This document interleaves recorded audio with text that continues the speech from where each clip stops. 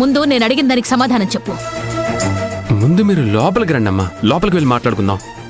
అత్తయ్య లోపలికి రావాలంటే జ్యోతి నీ జీవితంలో నుంచి బయటికి పోవాలి. అసలు నా మీద మా అమ్మ మీద నీ పెత్తనం ఏంటి?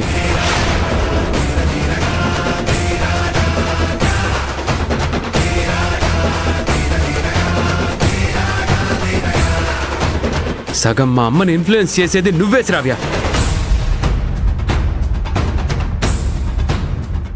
నీ వల్లే మా అమ్మకి తెలియకుండా నా మీద కోపం వస్తుంది. నువ్వు చెప్తున్న మాటల వల్లే తనని తెలియకుండానే నాకు దూరం చేస్తున్నావు.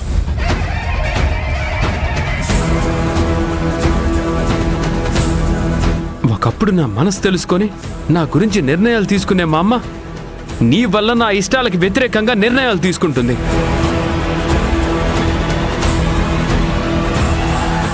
అమ్మా పదమ్మా, మన ఇంటికి వెళ్ళిపోదాం.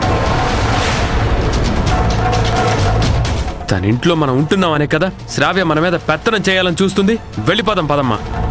సారీ రాజీవ్, నేను ఆ ఉద్దేశంతో మాట్లాడలేదు. హే, నీ ఉద్దేశం ఏంటో నువ్వేం మనసులో పెట్టుకొని మాట్లాడుతున్నావో అర్థం చేసుకోలేనంత పిచ్చివాణ్ణి కాదు నేను.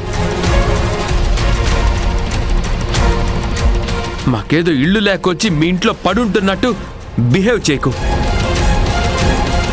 ఏం మాట్లాడుతున్నావు రాజీవ్? నువ్వు తప్పుగా అనుకుంటున్నావు గాని తను అలా బిహేవ్ చేసిందా?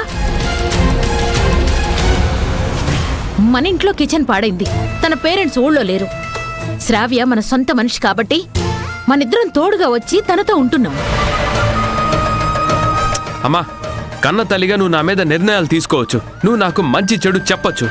నువ్వు గమనించావో లేదో కానీ ఈ మధ్య శ్రావ్య అన్ని విషయాల్లో తలదూరుస్తుంది. ముఖ్యంగా భార్యాభర్తలమైన నాకు జ్యోతికి మధ్య గొడవలు పెట్టి మా ఇద్దరిని వేరు చేయాలని ట్రై చేస్తోంది.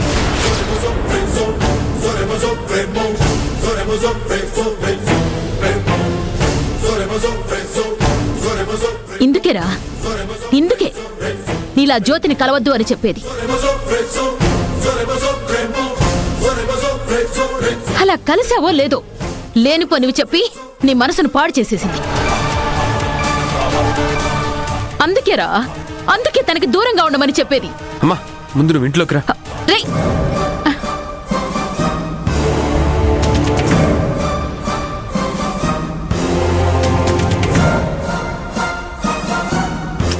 కూర్చోమ్మా, కూర్చో. అమ్మా, తనంటే నాకు ఎంత ఇష్టమో తెలిసి నువ్వే జ్యోతిని నన్ను దూరంగా ఉండమంటే నేనేమైపోవాలమ్మా?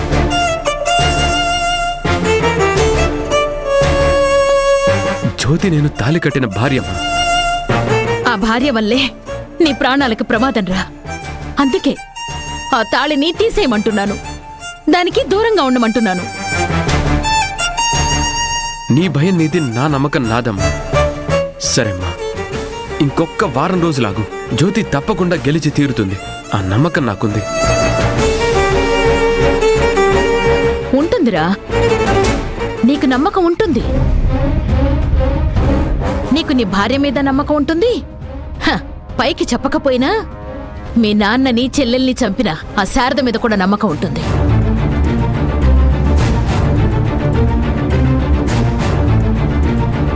ఎటొచ్చి కన్న తల్లిని నా మీదే నీకు నమ్మకం లేదు. నేనే నీకు చేదురా.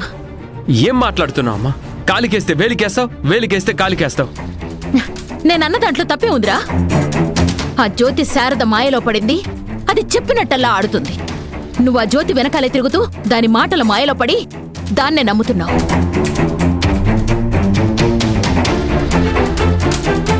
నిన్నింకా భ్రమలో పడేసి ఇచ్చిన గడువు పూర్తయ్యాక ఇంకో 10 రోజులు గడువు అడుగుతుంది. ఇస్తావా?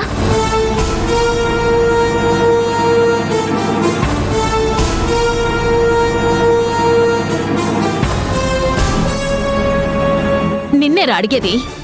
నీ కాళ్ళు పట్టుకొని మరో 10 రోజులు ఎక్స్ట్రా టైం అడిగితే ఇస్తావా? అసలు అవసరం రాదమ్మా. ఈ పందెంలో జ్యోతియే గెలుస్తుంది.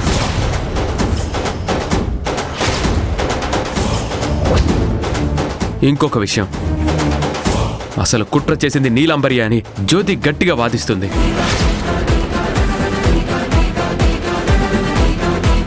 ఆ నీలాంబరిని మనమెందుకు నమ్మాలి? ఒక్కసారి అట్నుంచి కూడా ఆలోచించాలి కదమ్మా.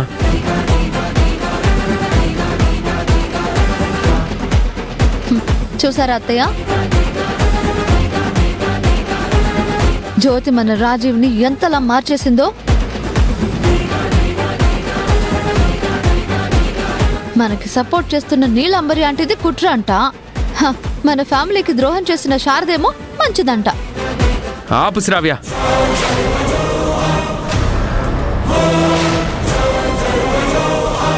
అమ్మా, అదంతా కాదమ్మా. వాళ్ళ కోసం వీళ్ళ కోసం కాదు, నన్ను నమ్మి ఈ వారం ఓపిక పట్టమ్మా. ఇందాక అడిగావు కదా పూజారిని ఎందుకు కలిశావని.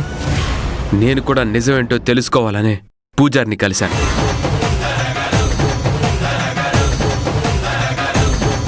ఈ వారంలో అన్నీ తేలిపోతాయి. అప్పటిదాకా నేనేం చేసినా నువ్వు నన్ను అడక్కు ప్లీజ్.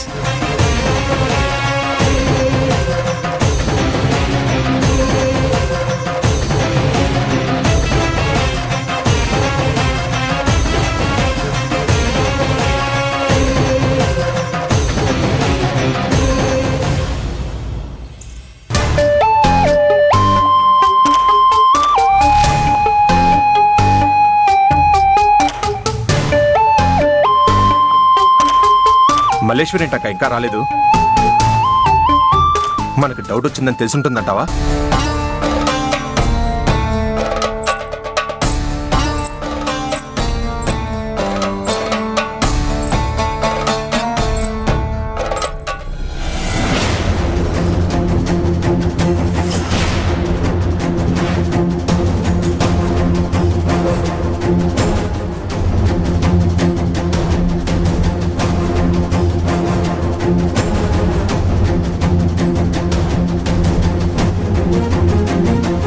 మీరిద్దరూ టిఫిన్ చేసేసారా? నన్ను పెట్టేసేయమంటారా? ఒక్క నిమిషం ఏర్పాటు చేసేతానే. ఏ ఆగో,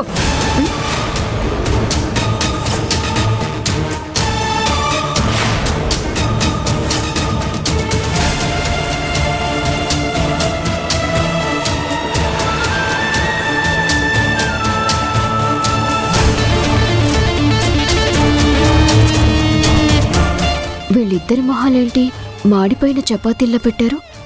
ఏమై ఉంటుంది?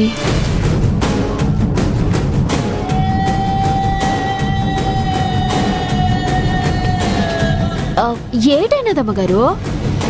నా కబోర్డ్లో ఒక ఫోటో ఉండాలి. ఏమైంది?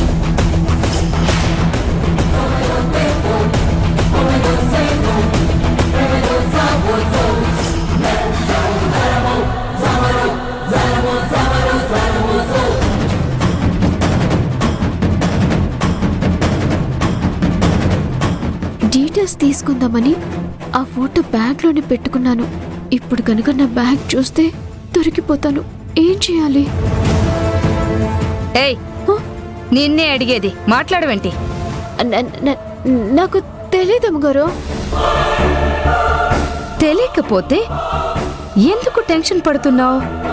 మాట ఎందుకు తడబడుతుంది? మీ కోపం చూస్తే భయం వేసేస్తుందండి. లేదు లేదు, నాకెందుకో ఆ ఫోటో నువ్వే తీసావనిపిస్తోంది.